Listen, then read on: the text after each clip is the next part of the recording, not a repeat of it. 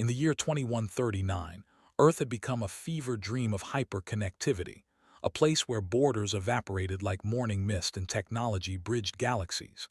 Yet in the sprawling neon labyrinth of Neotaco District 9, a man named Matteo lived in a silence so profound it felt like a physical weight.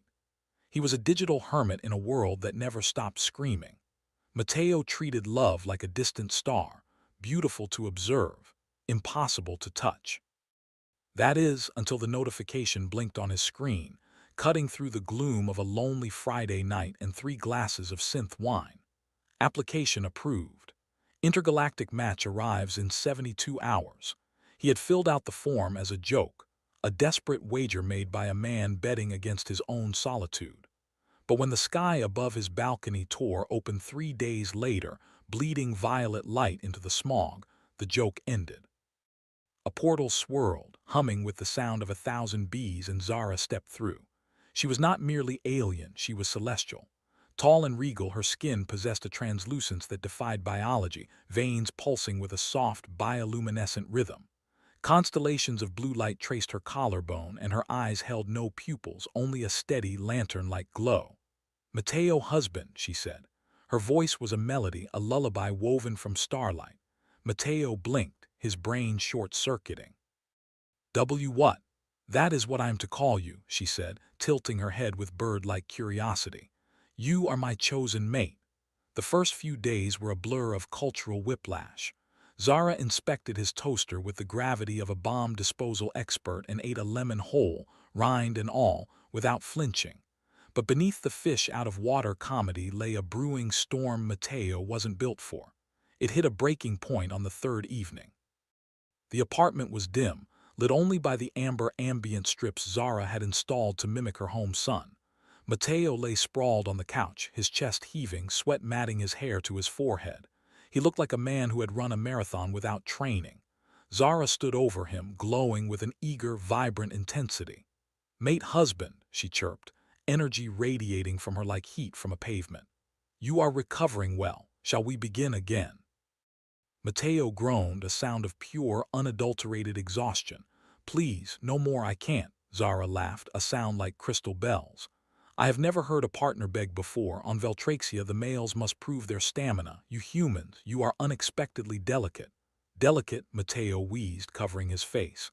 "Zara, with all due respect, you're a machine. I didn't even know I had this many muscles to be sore. How many times has it been today?" "6," she said, tapping her chin. "This will be 7. It is how we show devotion. To stop is like silence during a song." "Then we need a remix," Matteo said, sitting up with effort. "Because my battery is at 1%. Her smile faltered. The light in her skin dimmed, shifting from gold to a cool, sad blue. "I hurt you," she whispered. "I thought I was pleasing you. I did not see I was stealing your strength." "You aren't hurting me," Matteo said, reaching out to take her hand. It was warm, humming with that strange alien vitality. "But on Earth, we don't sprint through intimacy. We walk, we breathe." "Then I will learn your rhythm," she vowed softly. They found a new tempo. Nights on the rooftop, sharing fruit that tasted like starlight, watching the skyline blink below. It was during one of these quiet moments under the silver gaze of the moon that the truth spilled out. "Veltraxia is dying," Zara confessed, her voice fragile. "Our male population collapsed. A genetic silence. I waited cycles to be chosen, but I was too intense, too much. I looked at your file, Matteo, and you looked kind, sad, like you needed to be found." "I was lost," Matteo admitted, realizing it for the first time. "I think we both were. But the universe has a cruel sense of timing. 3 months into their fragile paradise, a message materialized in their kitchen, violet glyphs burning in the air. Sister critical, return immediate." Zara stared at the floating text, her markings flashing erratic patterns of distress. "I have to go," she whispered. "But you cannot come.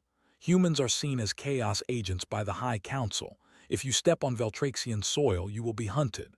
Matteo looked at the woman who had turned his grayscale life into technicolor. He looked at the apartment that felt empty even when he was alone in it before, and knew he couldn't go back to the silence. "I was nothing before you," he said, his voice steady.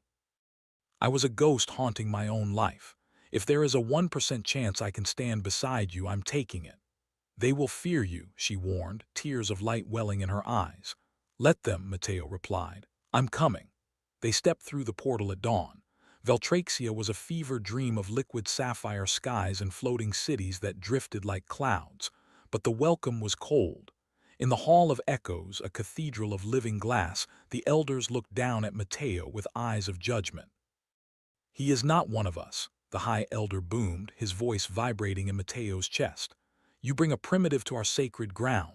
Matteo didn't wait for Zara to translate. He stepped forward, bowing not in submission but in respect. He spoke the words Zara had taught him, the vowels rolling awkwardly but earnestly off his tongue. I am not here to change your ways, he announced, his voice echoing off the crystalline walls. I am here because I love your daughter.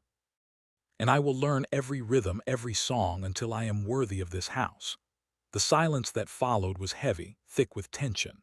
Then the elder chuckled, a sound like grinding stones. He speaks with the heart of a warrior, even if he stands like a child. Acceptance didn't happen overnight, but it came.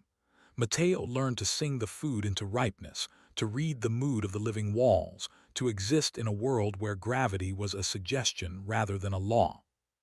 Cycles later, under the light of twin moons, Matteo stood on the balcony of their dwelling. Inside, the soft hum of a lullaby drifted out. Zara was rocking a bundle, a tiny life, bridging two worlds glowing with a soft, warm light. She looked up as he entered, her face radiant. He sleeps, she whispered. Matteo wrapped his arms around her waist, resting his chin on her shoulder. The loneliness of Neo-Tokyo felt like a story from another lifetime. You know, he murmured, a playful glint in his eye, it's a beautiful night, and we haven't completed the tradition today. Zara raised an eyebrow, a smirk playing on her lips. Matteo, husband, are you suggesting? I'm just saying, he laughed, kissing her temple. I think I'm finally ready for 7.